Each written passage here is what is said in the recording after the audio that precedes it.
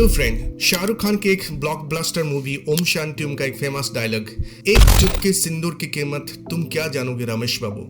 एक चुटकी सिंदूर की कीमत तुम क्या जानो रमेश बाबू। ये तो सबने सुना ही होगा। इसको मैं ऐसे कहूँ, 100 ग्राम ज्यादा वेट की कीमत तुम क्या जानोगे ओलंपिक एसोसिएशन वाले। 100 ग्राम ज्यादा वजन की कीमत दुनिया के लगभग 20% लोगों के अरमान को ध्वस्त होना है। भारत के 140 करोड़ लोगों के एक्सपेक्टेशन प्राइड में ग्रहण लगना है। 100 ग्राम वजन क्या बढ़ा सीधा ओलंपिक से बाहर कर दिया उन खिलाड़ियों को जिसने दुनिया की टॉप रेसलर को क्वालिफाई क्वार्टर फाइनल और सेमीफाइनल में धूल चटा दी थी। विनेश फोगाट जो ओलंपिक में भारत के इतिहास रचते रचते डिस्क्वालिफाइड हो चुकी है। ओलंपिक रेसलिंग में फाइनल तक पहुंचने वाले भारत के वो पहला महिला बन चुके हैं। क्वालिफाई क्वार्टर फाइनल और सेमीफाइनल में सभी रेसलर को हराने के बाद गोल्डन हिस्ट्री रचने के समय में बस 100 ग्राम ज्यादा वजन की वजह से ऐसे कैसे ओलंपिक से डिस्क्वालिफाई कर दिया गया। मात्र 100 ग्राम वेट ज्यादा था। अनबिलीवेबल। आखिर 6-7 तारीख की रात के दरमियान क्या हुआ था और वजन कैसे बढ़ गया। ऐसा कौन सा नियम है जिसके वजह से विनेश फोगाट को बाहर कर दिया गया। चलिए इस वीडियो के जरिए जानते हैं।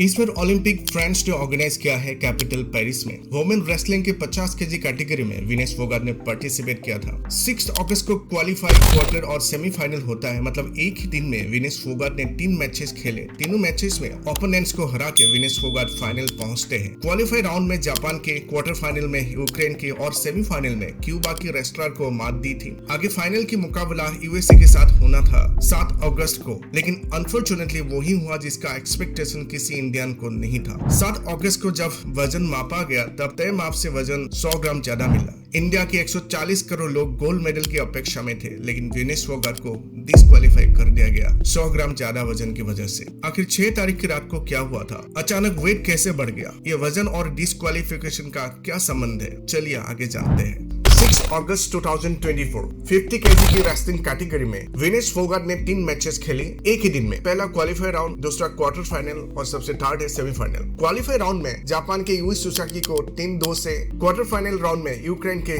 ओक्साना लिवाच को 7-5 से और सेमीफाइनल में क्यूबा की उस्नेलसिस गुजमान को 5-0 से हराकर फाइनल पहुंचते हैं। मैचेस के दौरान और उसके बाद कुछ एनर्जी ड्रिंक्स और स्नैक्स लिए थे और इसके वजह से शाम होते होते विनेश फोगाट की वेट 2 किलो बढ़ चुके थे। कोच और फिजियो को जैसे इसके बारे में पता चला, उन लोगों ने कोशिश की रात भर के अंदर 2 किलो कैसे कम किया जाए। ऐसा पहली बार नहीं हुआ, उससे पहले भी हुआ था। सुशील कुमार के साथ एक बार हुआ था 2019 में। रातों रात उनका वजन 400 से 500 ग्राम बढ़ गया था। उन्होंने एक्सरसाइज करके उसको कम किया। विनेश फोगाट ने उस रात 6 घंटे ट्रेडमिल में बिताए और 3 घंटे सोना बांट ली ताकि वजन कम हो जाए। मॉर्निंग 7:30 में जब वजन किया गया, वेट मेजर किया गया, तब पता चला वजन तो कम हुए लेकिन जितना होना चाहिए था उतना नहीं हुआ। अभी भी वजन 50.1 केजी, मतलब जितना वजन होना चाहिए 50 केजी उससे 100 ग्राम ज्यादा है। ऐसे तो कुछ टाइम दिया जाता है, आधे घंटे से लेकर 2 घंटे तक टाइम दिया जाता है, आप वजन कम कर लो, लेकिन उस दिन 15 मिनट टाइम दिया गया। अब 15 मिनट के अंदर 100 ग्राम कम करना बहुत मुश्किल है। आधा घंटा से लेकर 2 घंटे टाइम दे दिया होता, कम से कम रनिंग करके, जॉगिंग करके, साइकिलिंग करके वजन कम कर सकते थे, लेकिन 15 मिनट के अंदर ये संभव नहीं था। इसलिए विनेश फोगाट के बालों को छोटा कर दिया गया, बाल काट दिया गया, लेकिन बाद में जो माप किया गया था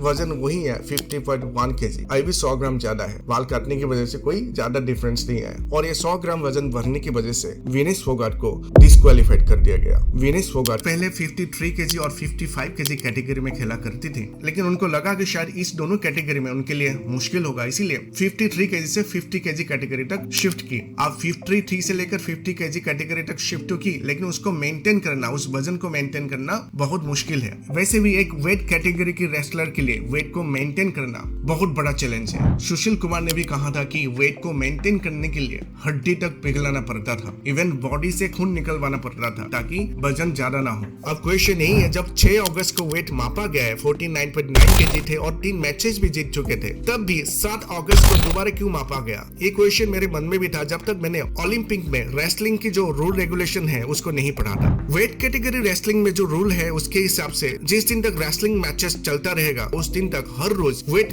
मेजर करना मैंडेटरी है। जिस समय मेजर किया जाता है उस समय कैटेगरी के हिसाब से वेट इंटेक रहना जरूरी है। वेट ज्यादा हो जाए तो उसको डिस्क्वालीफाई किया जा सकता है। ऐसे तो कुछ टाइम दिया जाता है, जैसे मान लीजिए किसी ने 50 केजी की कैटेगरी में पार्टिसिपेट किया, जब वेट करने के लिए टाइम है तब पता चला उनका वेट है 50.5 केजी, मतलब 500 ग्राम ज्यादा है, तो उनको आधा घंटा से लेकर 2 घंटे तक टाइम दिया जाता है कि वेट कम कर ले। 2 घंटे के बाद जब वेट किया जाएगा तब भी वेट ज्यादा मिले तो उनको डिस्क्वालीफाई किया जाता है। लेकिन विनेश फोगाट के मामले में केस अलग था। जब विनेश फोगाट की वेट 100 ग्राम ज्यादा पाया गया था तब वेट कम करने के लिए 15 मिनट दिया गया था। ऐसे तो आधा घंटा से लेकर 2 घंटे टाइम दिया जाता है वेट कम करने के लिए, लेकिन उस दिन 15 मिनट दिया गया था। क्या ओलंपिक एसोसिएशन कंप्रोमाइज तो नहीं है?